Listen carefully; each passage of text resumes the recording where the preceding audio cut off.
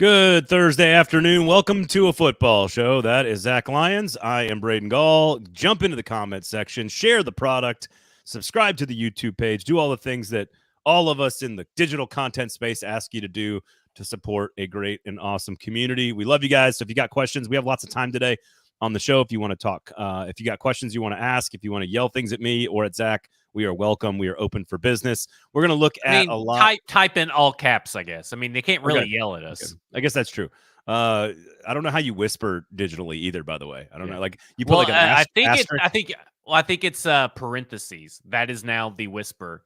Okay. Do you follow this Tom Gower guy that writes or used to write for Football Outsiders? I do not. Maybe I do. Well, you may have, because he's been around for a while, but he whispers stuff all the time. It's a very weird follow. The way that he tweets is a very weird. So, Team Ramrod, I'm jumping in the comments. QC Hawk, fancy Braden today, and then Deagle, of course, screaming at the top of his lungs. Welcome to the show.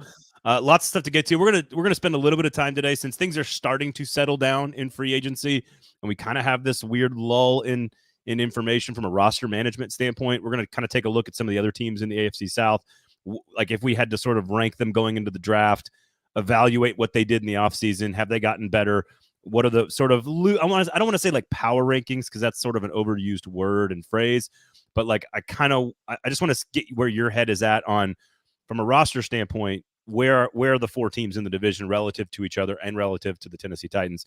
So we'll get into that as well. We're still working on plans for the draft, so we'll have some details for you soon. I've got meetings, Zach. There are meetings.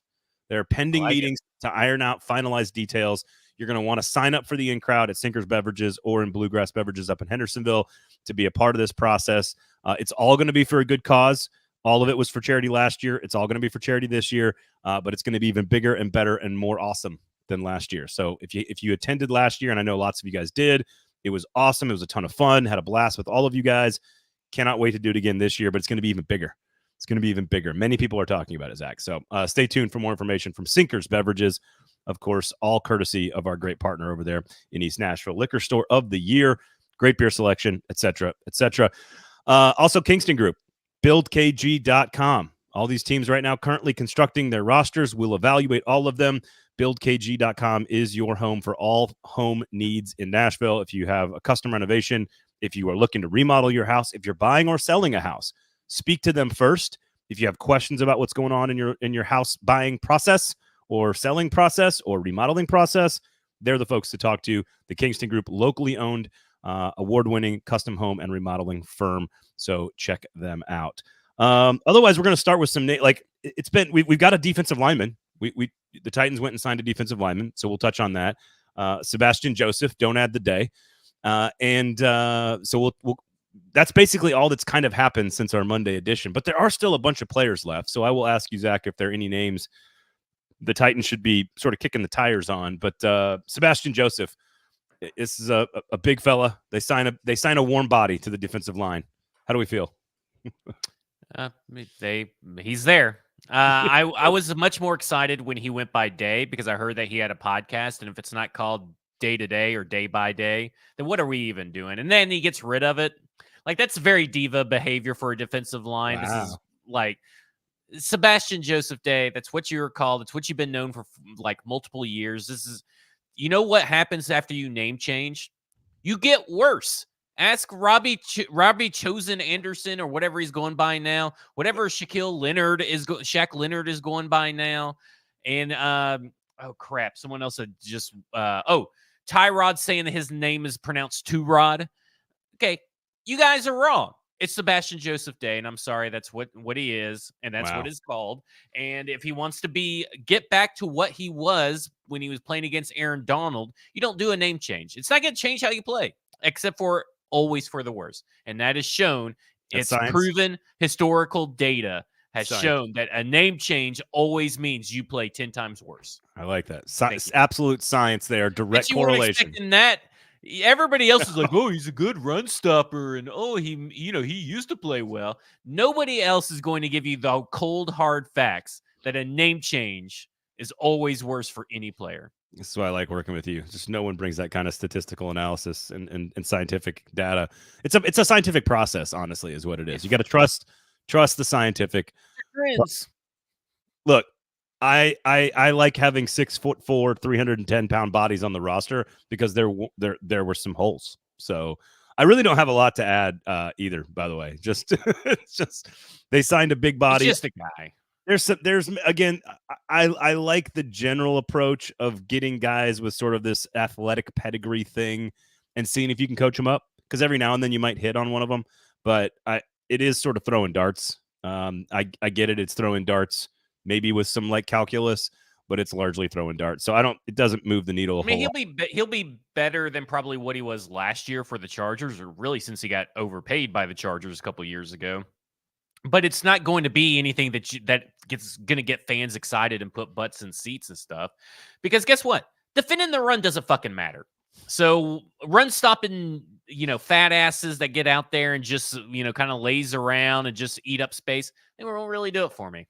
I'm out. I'm out on run. I'm out on running the ball, and I'm out on run defense. If you guys want that kind of analysis, like that shit matters in today's NFL, you're going to have to go somewhere else because it doesn't matter. It does not matter. All right. How do you feel, really, though?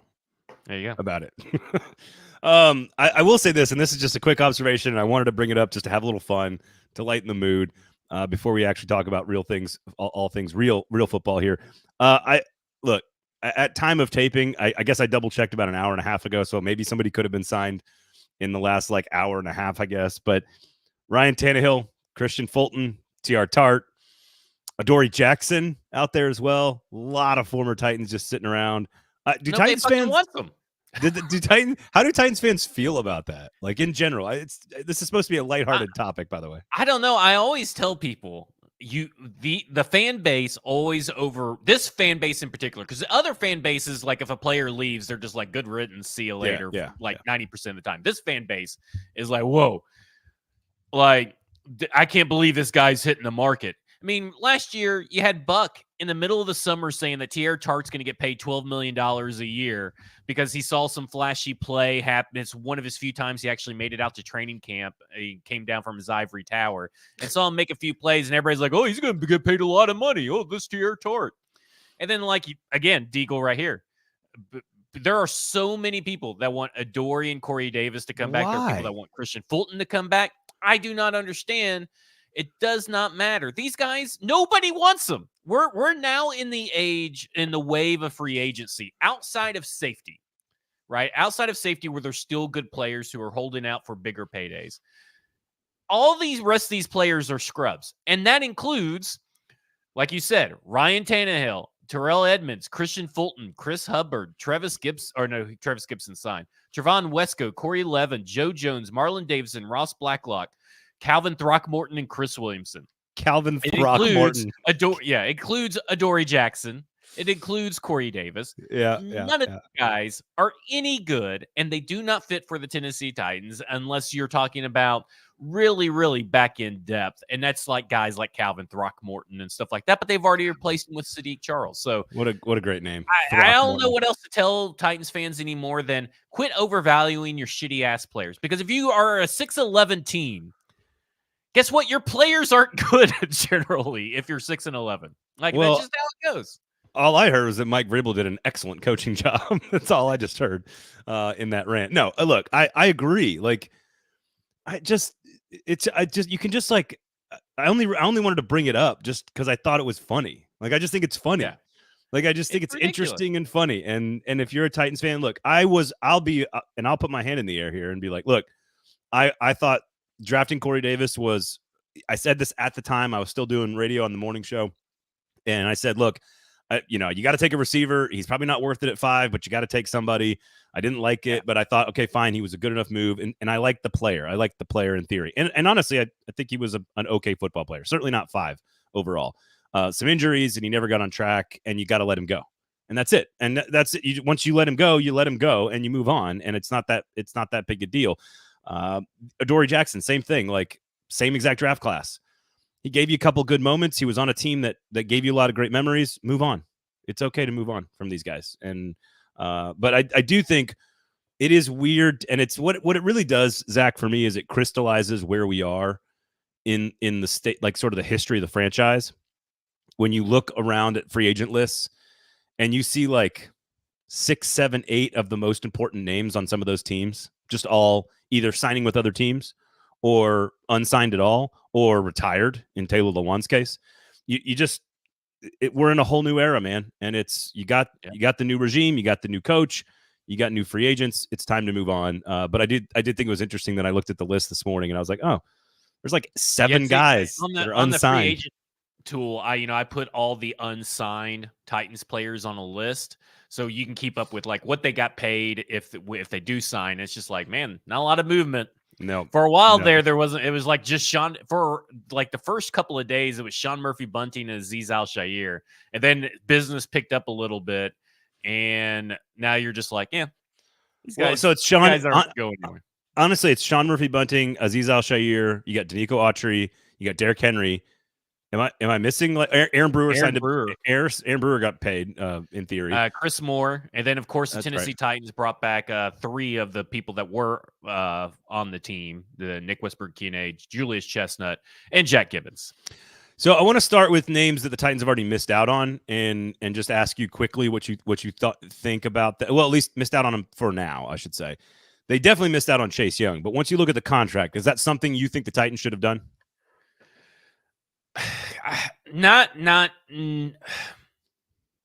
Here's where I'm at. So it's like I think it was said it was 13 and it's ended up being like 12 something million fully guaranteed.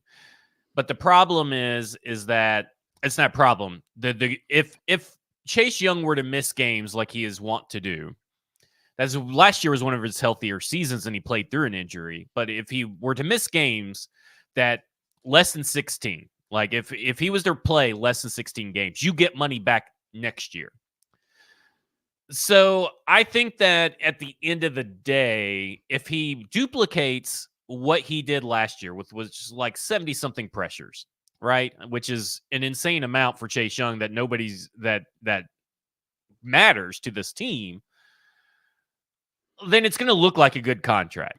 At first you're like, whoa, 13 million fully guaranteed. Right. Well, is fully guaranteed at signing, but if he misses games, they get money back, right? So like it's not really fully guaranteed. They and all that kind of stuff. So in a sense, it's still a good deal once the numbers came out, and it's a deal that you in a year that you have the cap space that you have.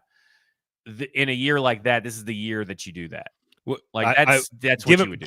Give him $2 million more on the base salary. Keep the incentives exactly the same, and maybe he comes here. And I think that would have been a deal I would have done.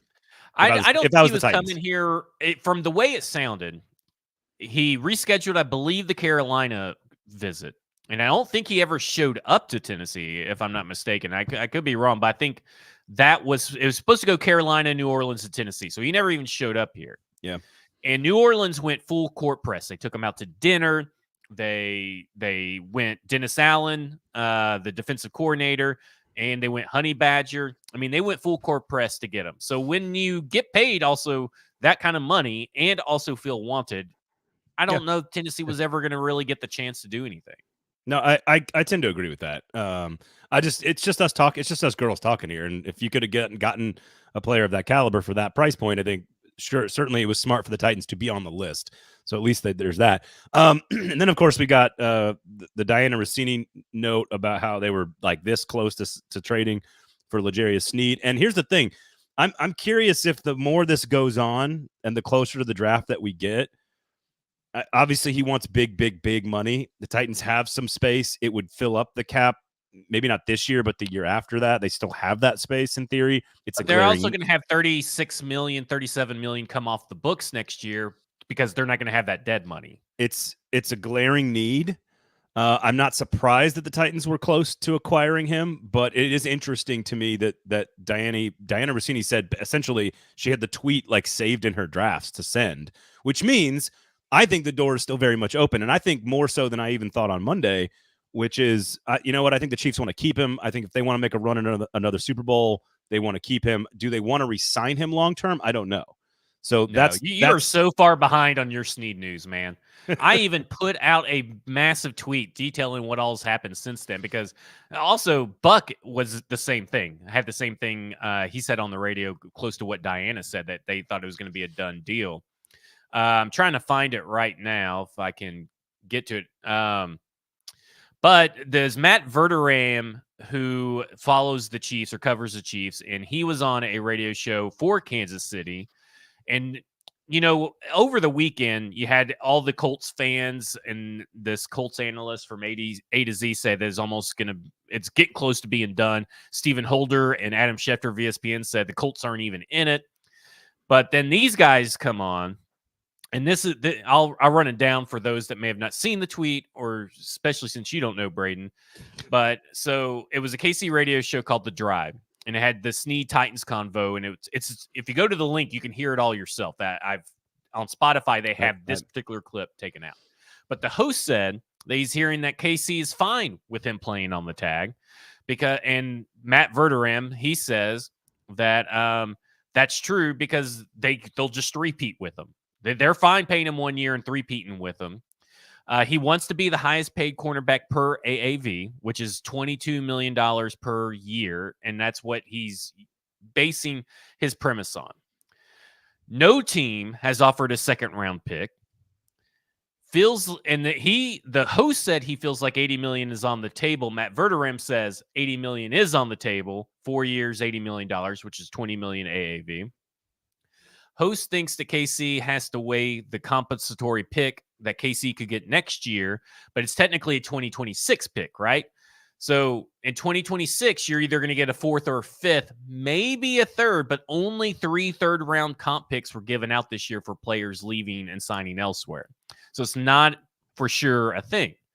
So Matt Verderam won this big thing, and I covered some of it, and he said that as of... What's March? Today's the 21st. That'd have been Tuesday. As of 21st. Monday, the Colts aren't interested. The Titans still remain involved. Sneed's asking price has to change if he wants to leave Kansas City. Confirms the $80 million on the table and he won't sign. Very, very likely won't get offered an extension by the Chiefs. Very unlikely that Tennessee will ever offer 2.38. So the second overall pick. Agrees with the comp pick, but says you just rather have 1 more year of Sneed instead of worrying about a comp pick. And ultimately lands close to 50-50s traded, which is down from 80-20 a week ago. So at the end of the day, it doesn't really, to me right now, it looks like that Tennessee's still in it, and that it could be reason why there's a little bit of silence on the moves, even though it should not prevent them from doing it. If you already have an offer on the table and you kind of know where your max level is, it shouldn't really prevent you from doing deals. Well, before you so rudely interrupted me, that's where I was getting, because I also have a couple of contacts in Kansas City, and they are willing to just, as I was saying, they are willing to go for it with a Super Bowl championship here and try to win another title because they've got a player that's very, very valuable to them. But they have to consider offers as you just laid out and as we've talked about, if the right thing comes along before the draft. And I'm not surprised the Titans are eyeing Sneed. I'm a little surprised is not the right word. We talk about free agents and trading for players and tagged players a lot of times in sort of this like mythical way. Like even I was sort of talking about Calvin Ridley all season, sort of in this like, oh, I think they should go do it, but I'm not sure they ever will. You know, I think that happens a lot we're kind of conditioned that way, right? Exactly. Especially in this market. Especially in the Titans, for sure. And so I'm kind of like, oh, L'Jarius Sneed, that sounds nice. That's a thing that we talk about on radio or on podcasts, or that's a thing that we discuss, or it's a social media topic. It's not actually real, is it? And then you kind of start to hear some things. And again, I do radio every week in Kansas City. And you start to hear some things where you're going, okay, maybe there's more to this than you think. And then Rossini, who's more connected than most of all of us, says something that's of note for sure. And look, it makes sense. Our sources have been, for at least Titans related, has not been great this year. Since the offseason has started. The question, and this is something we don't know. The question is her source on this the Titans, the agent, or the Chiefs? It could be any of the three, and we don't really know. Certainly, Buck's sources are not Kansas City, but he knows Diana personally. I'm not trying to throw him under the bus here, but like, yeah. So I think what's interesting is the cost. And I know you guys discussed this on both the football show last week, but also on NF Words. It's like, if you can get the cost to a certain point, that makes a lot of sense. That is, I don't think the contract even is relevant to the debate. To me, it's almost more about the acquisition cost, because if you're going to acquire him, you're obviously going to sign him, and then therefore you have to understand that you're going to spend a shit ton of cash, and you've got to be okay with that. And does that give you a chance to win in this 2 to 5 year window? That it's not this year, it's not 2024. It's like this 2 to 5 year window with Levis, assuming he becomes the guy, and the offensive weapons you've got now around him. If you can draft the left tackle, does Sneed? Are you one cornerback away? Is it worth spending $100 million on a corner? And I could see them doing it. And it's the first time I felt like in this conversation around Sneed, it's the first time I felt like I could legitimately see them doing it. And it certainly is not going to involve 1.7. Well, it's not going to involve right now any pick. It sounds to me that if you were to dot connect what these guys said and what other people have said, and you tie it all together, that the Tennessee Titans have an offer for 2025 third, and they'll take the Sneed contract off their hands. Because right now, as it sits, with Sneed counting against the Kansas City cap hit, once you take into the draft class, they still have $4 million in cap space. But they only have, that would probably only put them like 75 or 73 players total. So you still got a bunch of players you got to sign, but they may not count against the cap because they're top 51, right? Only the top 51 contracts count. So according to Over the Cap and Spotrac, after they sign their draft class with L'Jarius Sneed, they have over $4 million, close to $5 million in cap space. Well, that's still enough to work with, considering how good the roster is anyway. So it's willing to roll the dice. But I look at it from the fact that, to me, 4 years, $80 million, that's $1 million less per year than Jair Alexander. And I think we can say that with his age, Jair Alexander has proven to be a real shutdown corner. And then that's still more than Jalen Johnson, who just got paid. So to me, it's just like, I don't know. That's a pretty good contract. 4 year, $80 million for L'Jarius Sneed. I think that's pretty good. But it's also like signing Calvin Ridley. It changes everything for this team and for their approach in the draft. Because now I would probably still get a corner, but I'm not getting a corner on day one. I'm not getting a corner on day 2. I'm getting a corner on day 3. You might draft 2 tackles there. Day it changes everything for this team. And also because you don't have any linebackers on your roster. You have 0 starting level linebackers on your roster, no matter how much you pay someone. And you are missing, you have a big hole at safety, which you could still sign Marcus May once you get L'Jarius Sneed. And you have a hole at defensive line, even with Sebastian Joseph Day, SJD. You still have that as well. Okay, now you got L'Jarius Sneed. Now you're like, okay, well, looking at the draft, you can take a chance on a rookie linebacker. You could take a chance on this player. You could take a chance on that player because you got L'Jarius Sneed and you got Chidobe Awuzie. Yeah, let me work through some comments here real quickly. Michael Wagner says Sneed isn't the same caliber as Jair Alexander. I said that exact thing. Yep, we agree with you. And I don't. But like, is he still? It doesn't change the fact that he still might be worth the money. Here's a question, of course, from D Good. Don't you still have to pay the tag? You do not, because you're going to work out a contract extension, right? If you had to pay the tag price, so here's what it is. So it's a totally new contract. He has not signed the tag, because if he signed the tag, then the Tennessee Titans would have to give up 2 first-round picks. Any team would have to give up 2 first-round picks. So he has not signed the tag. So technically, the franchise tag contract would just like go in the shredder because it's unsigned. Let's see here. Joshua Medina says 4 years, $88 million, $50 million guaranteed. Get it done. There are no players in free agency worth spending any type of real money on now. Anyway, the last part of that sentence is completely just factually true. But it ultimately, and that contract is about what he would get. Here's my question for you, though. The thing that keeps landing on me that I'm torn on, and I will admit that I am torn on this, because I'm 41 years old. I've watched sports for 41 years. Well, whatever, 38 years.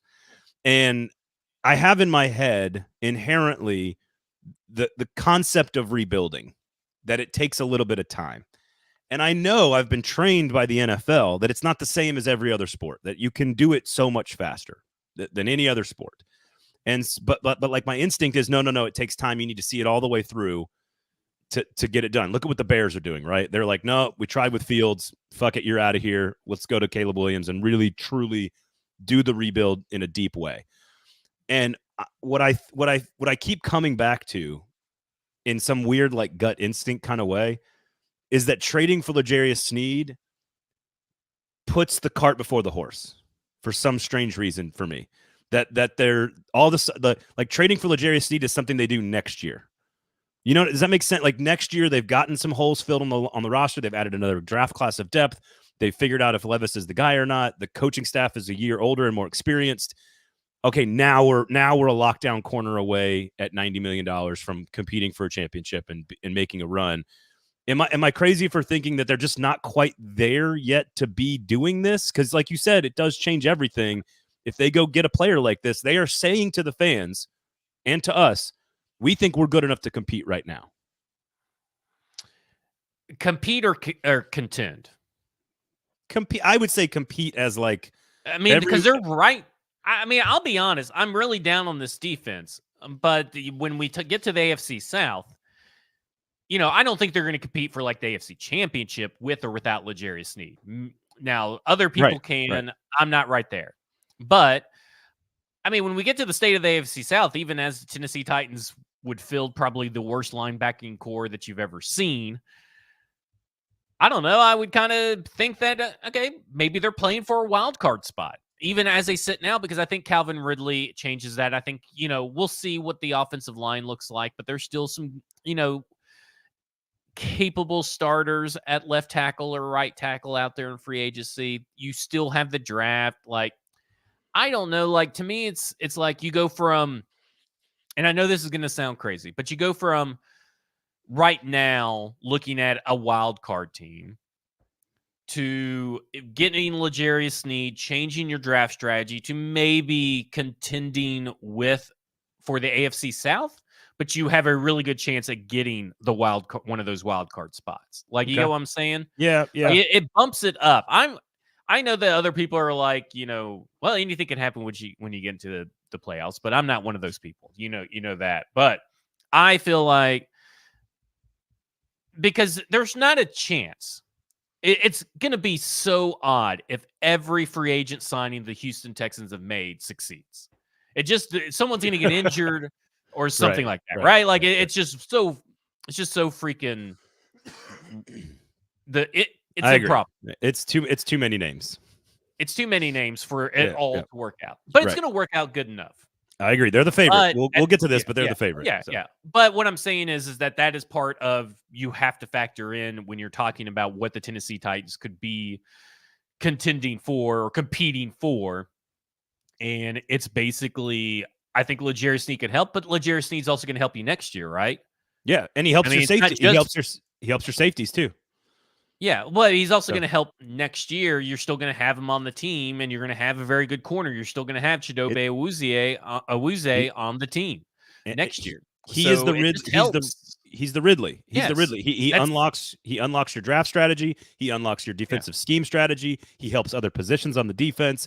I still don't know if I see enough dogs in the front seven. But I agree with you. This is why I'm so torn on it, because I agree with you that they could, in theory, like right now, Vegas, as I said on Monday, Vegas has them as the last place team in the AFC.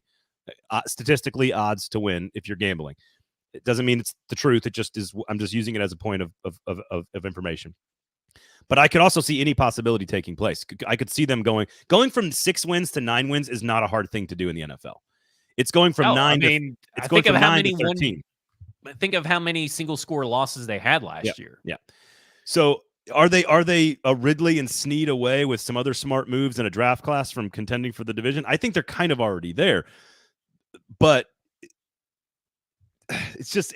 imagine them if they had Sneed right now. Here's what you need to look at it as, because I think you're struggling with, like, Well, they're not getting a Super Bowl, and this feels like a move a team close to the Super Bowl should make. Kind of, This should be a move that a team like the Jaguars should make.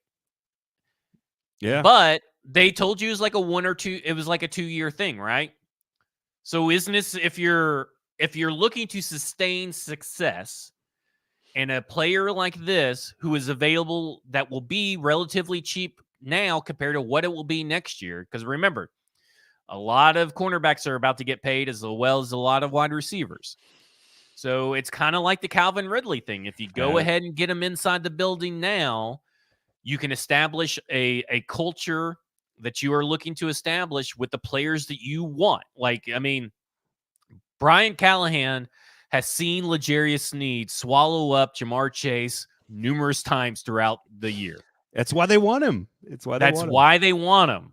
Yep. And if you now have what some people expect to be a pretty damn good wide receiver duo, and you change that into now having a pretty damn good cornerback duo, that pass defense and pass offense is what matters, and you're laying the groundwork to have success, not just this year, but next year and years beyond. It also gives you the freedom, because again, here's the other thing: Sneed is a proven commodity. So drafting a corner at 38, or even at 7, or if they trade back at, let's say, 11 or 13, there's no guarantee that guy is as good as Sneed ever. You kind of have a proven commodity in Sneed. You know what he is, even if you have to pay a shit ton of money for him.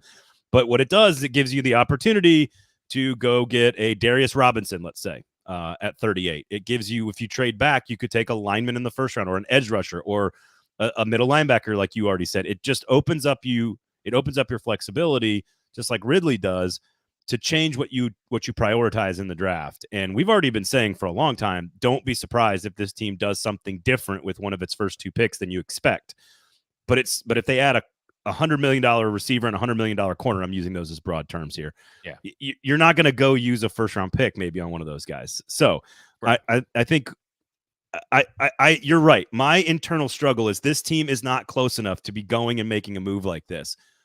But like, if you really start to think about the NFL, and you really, like, if Levis hits, if Callahan's the right guy, if Wilson's the right guy on defense, if they can get a left tackle at 7, if they can find a pass rusher at 38, all of a sudden you get a middle linebacker off the scrap heap somewhere in free agency, or maybe Adoree is the guy. All of a sudden, you could start looking at the team and thinking pie in the sky stuff, which is like maybe 10 wins and win the division. Like, you can start thinking that way. And I'm just sort of like, I don't know if I'm ready for that.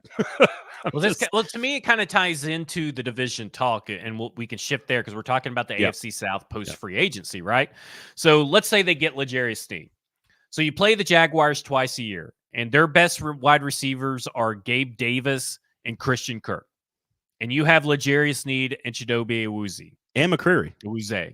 And Roger McCreary. So, that's a pretty good matchup that favors you, right? Like, that favors you pretty heavily in that matchup. You go over to the Colts. They have Michael Pittman, Alec Pierce, and Josh Downs.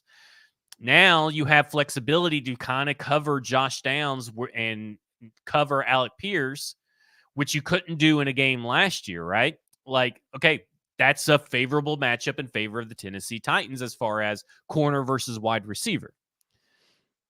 You look at that and you're like, okay, well, they went 1-1 against both of those. That's possibly, and a lot of that was from Calvin Ridley scoring, was from Alec Pierce and Josh Downs tearing them a new one. If you take those plays away, you're looking at a team that can 2 more wins, right? And that doesn't even include other games that you played really close in, that of other teams that don't have good wide receivers. The Baltimore Ravens, they don't have good wide receivers. I mean, stuff like that matters in the now, but we don't delude yourself. And I'm not trying to say, I wouldn't delude myself into thinking they're Super Bowl contenders, right? But it, like Calvin Ridley, a major needle mover for 2. Calvin Ridley and L'Jarius Sneed move the needle for 2 things that have plagued the Tennessee Titans for a long time. So, cornerback way longer than wide receiver because of A.J. Brown. But passing the ball and defending the pass has been a thorn in this franchise's side.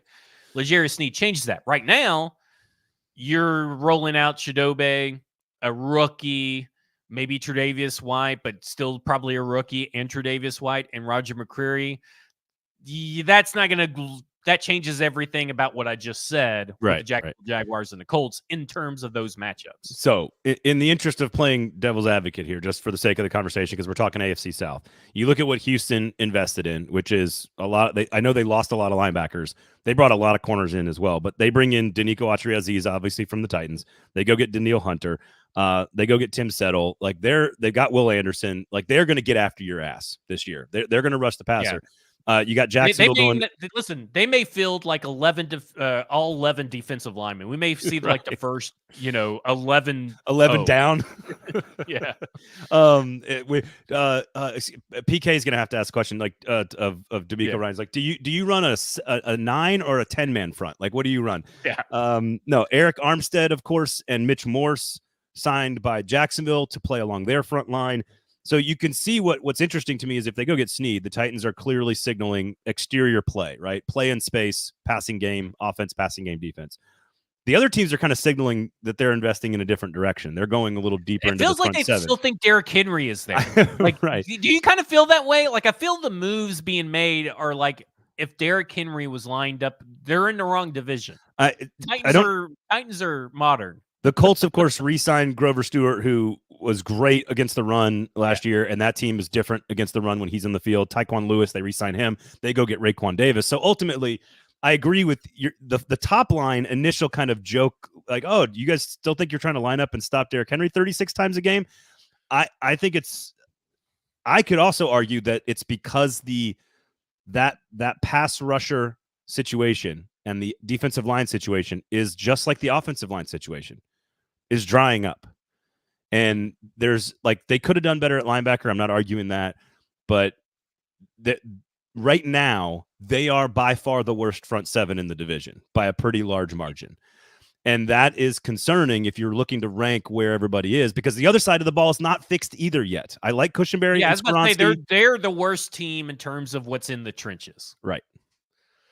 And that's where I'm kind of like, so I get to that point and I go, that means you're not a L'Jarius Sneed away from winning the division. But even if they could be competitive every single Sunday, which I think they can be, it's sort of like, okay, let me flip this one more time and then we'll kind of move on. Let's say the Titans today had L'Jarius Sneed and he was on the franchise tag and they were making all these moves, all these transitionary things. We're changing coaches. We're doing all this stuff. Traditionally, that is a perfect piece to trade away to acquire more assets to try to help your rebuild. So therefore, why are we going the other direction with it? Does that make sense? Like if that was the guy, like he's the guy you trade away to facilitate and expedite the rebuild, I think that if everything else was the same, okay, you had L'Jarius Sneed here on the tag, and everything else. Are we saying that everything else happened? You still got Calvin Ridley. Yeah, I guess you kind of have to say that. Yeah, I guess. Yeah. Okay. So if you still have that, I would view it like this: the same way I viewed it when Derrick Henry got tagged, when Harold Landry. Oh no, Harold Landry initially got tagged, but they worked out the thing before. Yep, they got it done. Yep. They would be looking to extend L'Jarius Sneed. The Chiefs are not. The Chiefs are, I don't want to say necessarily a cheap organization, but they are an organization that has planned their salary cap, their strategies, their moves years ahead. That's true. They're years ahead. So they got Trent McDuffie. They do pretty well with their defensive backs coach getting all these. And his name escapes me, but they do a good job of getting their guys in position, especially with Steve Spagnuolo.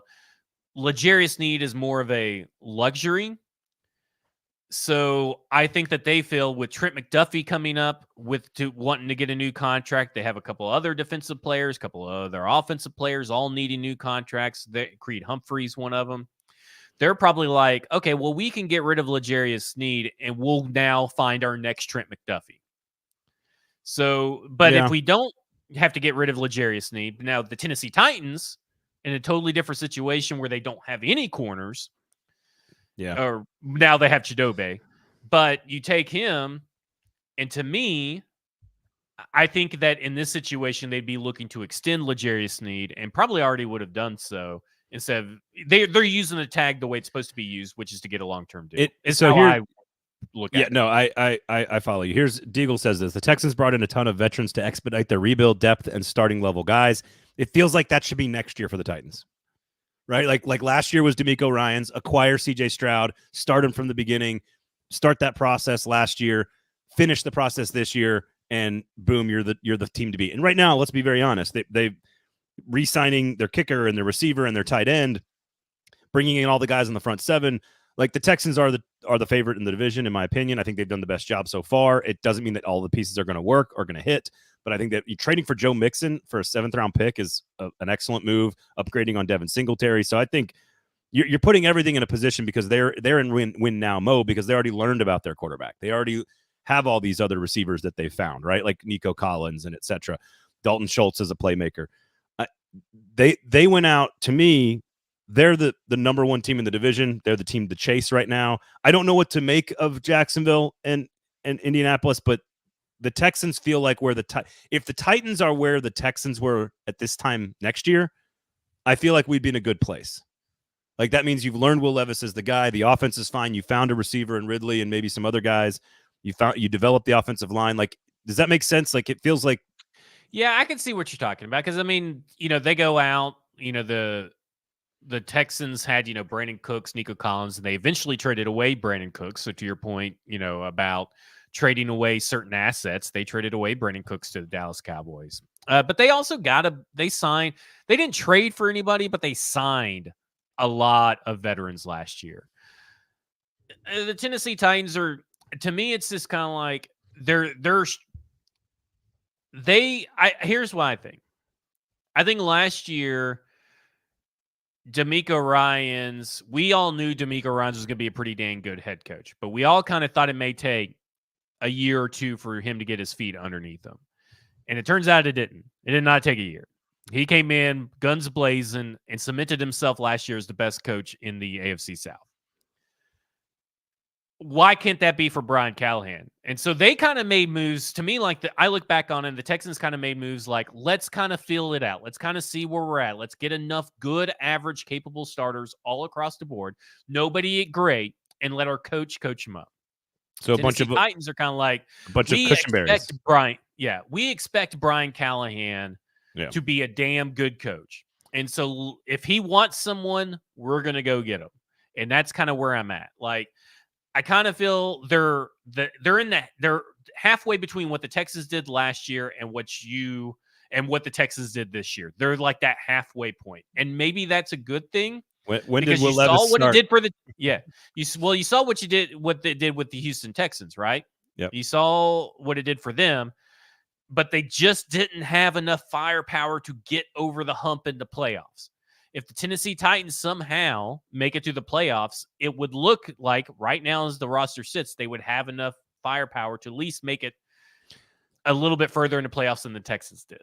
I don't know. That's kind of how I look at it. I know. I think there are lots of parallels. And me, their coach, the Titans coaching move is 1 year behind the Texans coaching move. The quarterback is half a season starting behind the Texans quarterback move. The biggest difference for me, and I'll get to Glory Day Sports question in just a second. The biggest difference to me is their left tackle and their pass rushers are 10 times better. That's right now. That could change after the draft, right? You could absolutely find a bookend tackle in the draft, but I think it's not the same people doing the same things, but like you're kind of running parallel about a half a season behind the Texans, and you want to sort of follow what they're doing in your own way, but you want to sort of follow what they're doing. And I think that's the goal. Here's the thing. They don't want to be a year behind the Texans. And I think we've talked about that before on this show, and we talked about it on F-Words Pod too, is that everybody's like, well, okay, well, the Tennessee Titans are kind of a year behind the Texans. You can't do the stuff the Texans did because you're a year behind the Texans.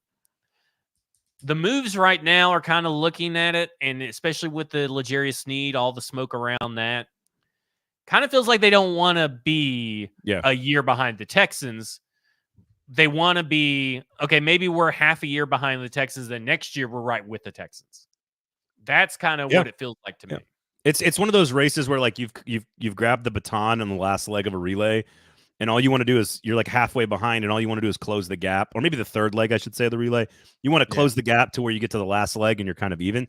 What I think is interesting, and if you look at, and this is the question from Glory Day, it says, if you're the Titans, who are you saving your money for next year that's already on the roster. He says Hooker, Molden, McCreary, and Chig, and I'm like, I don't think any of those guys are gonna.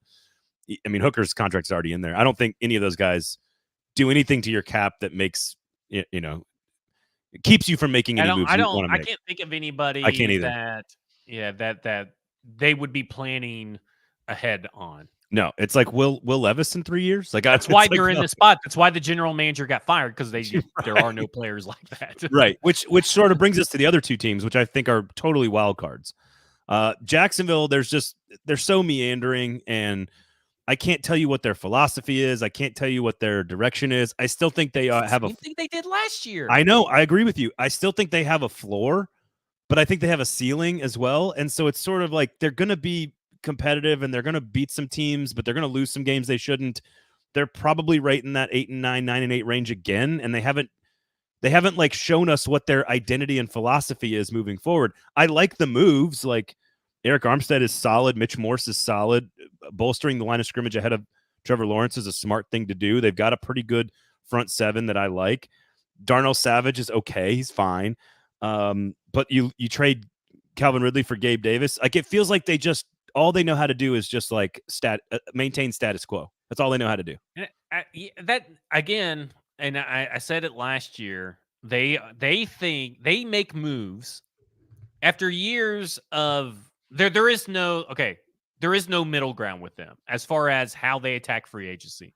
They either spend a lot of money and it doesn't do anything, or they spend hardly anything and it doesn't do anything. There is no middle ground for them. And the irony is it means they end up in the middle ground. Right.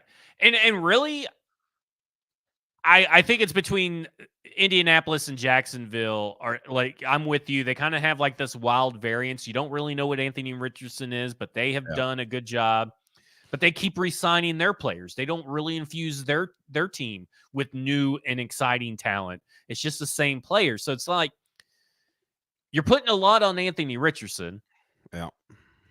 But you're signing these players that have kind of been league average to slightly above league average, and that means that your team is going to be league average is slightly above league average. And right now, I would say that if Anthony Richardson gets injured, which he plays at Lucas Oil Stadium, so more than likely he will, you're going to bring in Joe Flacco. And I know Joe Flacco did a lot last year, but he also had the Cleveland defense, right? $9 million for that guy. Yeah, that's a downgrade on Gardner Minshew. And for them, backup quarterback is very important. I look over at Jacksonville, and again, it's a 8-9, 9-8 team that is making moves like they are 12-5 team. And really, the moves that they have made are probably going to put them down towards a 7 or 6 win team, because Press Taylor ain't it. And I don't think Doug Peterson is it. I will harp on that until the day that I die. Yeah, I don't think Doug Peterson is it. I think Peterson also has a floor and has a ceiling. Like, he is the reflection of the organization. Like, I think if they had sort of a one of these like nouveau chic offensive minds, I think he could unlock Trevor Lawrence and a lot of those other pieces. But I think he's sort of an old school guy he is what he is. He reminds me of Mike Mularkey, like he's. I can see that. Maybe I could see. What about Mike McCarthy? Do you think Mike McCarthy is a good comp? I think that's a good comp. It's all these old guys that, like, you're not going to suck. You're not going to be terrible. They're not bad at their jobs, but they're not great. They're not great either. They are what they are. Peterson's year, right? Like, you can't go 8-9, 9-8, and then still stick around, because you've wasted now 4 years of Trevor Lawrence's ability and his rookie quarterback contract, right? I mean, like, that's the thing is, like, he's about to get paid and get paid a lot of money, and we can argue the merits later on whether that is the correct move or not for the team. But I can tell you what the correct move isn't, and that's keeping Doug Peterson. So I hope they keep Doug Peterson and Press Taylor as long as they can. I do think that Jacksonville is my number 2 team, but I think if you were ranking AFC teams, let me finish. Yeah. If I was ranking AFC teams, there's only one team that I think has actual upside, and that's Houston. I think if I put Jacksonville 2 and Indianapolis 3 and the Titans 4 in the AFC, they're going to be like 11, 12, 13, like basically dead even. And I know our job in media and content is to like have a take, But I think all three of them are exactly the same. Roughly, I think they have different strengths and weaknesses. I like the Titans' strategy and free agency better than the Colts, but I also like the Colts signing their guys because they're, to your point, they're above league average, which is not something the Titans could have said about their guys. I think the Texans did the best job in strictly free agency and acquisitions. I think Jacksonville treaded water like they have in the past. And so I think if I had to put money down on what's the finishing order in the division, I would go Houston 1, Jacksonville 2, Colts 3, Titans 4. But honestly, the gap between 2 and 4 might be one game, which means it might be one play. Yeah. Like that's where we're that's at. That's kind of where I'm at. It's like it's clearly the Texans' division to lose at this point in time. Yeah. At this point in time, it's clear. And I really find a hard, even with L'Jarius Sneed, the Tennessee Titans would have to nail the NFL draft, right? I mean, like they would have to nail it to a T for me to believe that they would even be able to compete with the Texans. Now, obviously, CJ Stroud can get injured, right? I mean, all this stuff can happen. But as the roster stand right now, post free agency, it's clearly Texans above everybody else. And then you're right. It's like, I could make an argument for Tennessee to be number 2. I could make an argument for Jacksonville to be number 2. I can make an argument for the Colts to be number 2. And it's just kind of like, it's like 2A, 2B, 2C, however you want to put it. It doesn't really matter because they are still like, it's really not 2A, 2B, 2C. It's like really it's 4A, 4B, 4C. Like that's really what it is. It's 4Y, 4X, and 4Z is what it is. Yeah. Like that to me is really where it's at. And ultimately, this is where we land on this conversation. And go to Sinkers Beverages, Kingston Group, and this is unfortunately how probably every show is going to end between now and the start of camp. Kingston Group, Sinkers Beverages, 2 great sponsors. Go support them. Ultimately, the thing that could change all of this entire conversation, L'Jarius Sneed or not, Colts, and the Colts are identical in this situation. Yeah, is the fucking quarterback. If Will Levis is a Joe Burrow caliber player, and he doesn't even have to be that. He just needs to be, let's call him a top 10 quarterback, clearly. If he is that changes this entire conversation. If Anthony Richardson is that, it changes the entire conversation. And ultimately, we can argue about middle linebacker and pass rusher and left guard and right guard and, free agency and head coaching ceiling, and we can do all this shit we want to. But if Levis is the dude, this entire conversation changes. If Richardson is clearly the dude, the way Stroud was last year for the Texans, we have a totally different division, and it is completely wide open, and anyone can win it, and anyone can win a playoff game at that point, because then you've got 4 quarterbacks that could be among the best divisional quarterbacks in the NFL. If you look around the league, like top to bottom, there could be no weakness at quarterback in this division, and there's not many divisions that can say that. Yeah, I'm with you. I mean, it's very interesting. This division has gone from being one of the worst divisions and most boring divisions in the NFL in a span of a year to one of the more competitive, interesting ones with a lot of different teams that seem like they're on similar levels, but they're really not. Because, I mean, listen, CJ Stroud, there is a chance he could take a step back. You never know. Maybe there's enough tape on him now and there's enough tape on Bobby Sloak that maybe things change, and maybe they'll look back and say, maybe we shouldn't have signed, 10 defensive linemen or edge rushers. We should have signed some wide receivers. Well, man, I think that is possible. That sometimes happens. I'm not betting, against it or betting in favor of that, but that is possible. I mean, and we've seen Trevor Lawrence, he's kind of league average. He's not really what he was supposed to be in build. And you're right. We don't know what Anthony Richardson is. We don't know what Will Levis is. I think we have good guesses or good bets. But nobody really truly knows. And now you have a totally new offense for the Tennessee Titans that we're not taking really into account. This whole thing is that this offense is going to be entirely different. And in this kind of division, where everybody's loading up on defense and kind of letting their offense slide to the side, the Tennessee Titans have improved their offense. They've kind of pivoted from where they've zigged where everybody else has zagged.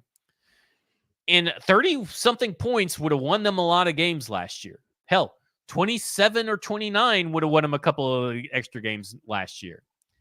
Just saying, it's not out of the realm of possibility that all these things change by the time that it rolls around and we're singing a different tune, in August. To your point about the intrigue level in the division, I still don't know how good it is, but I think it is significantly more interesting and more competitive. And certainly the Texans and the Colts taking giant steps forward last year quickly with young quarterbacks is a big part of that. Here's what's interesting about, and this may be the thing that clarifies or crystallizes the quarterback situation in the division. Will Levis could very easily finish the season as the worst quarterback in the division and still be a top 15 quarterback in the NFL. Yeah, it's feasible. I would say that would be it's possible. Highly improbable with Anthony Richardson. I don't know.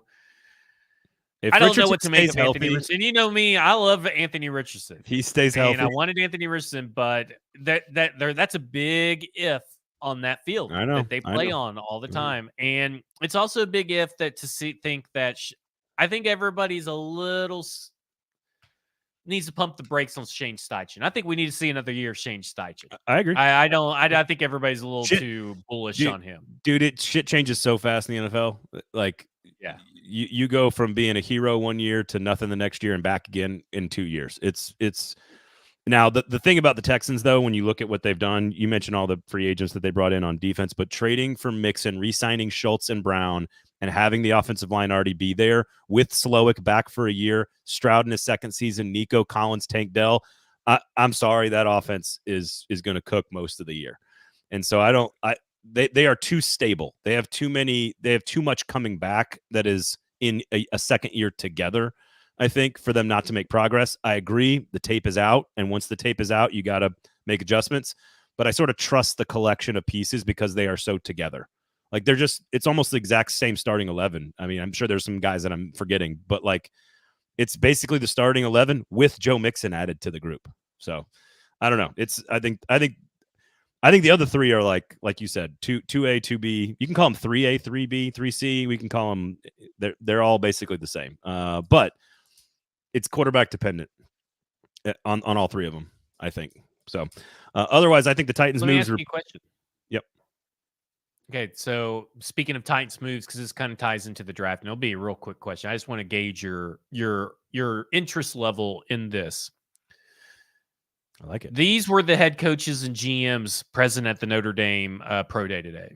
Mike McCarthy, Dan Quinn were the head coaches.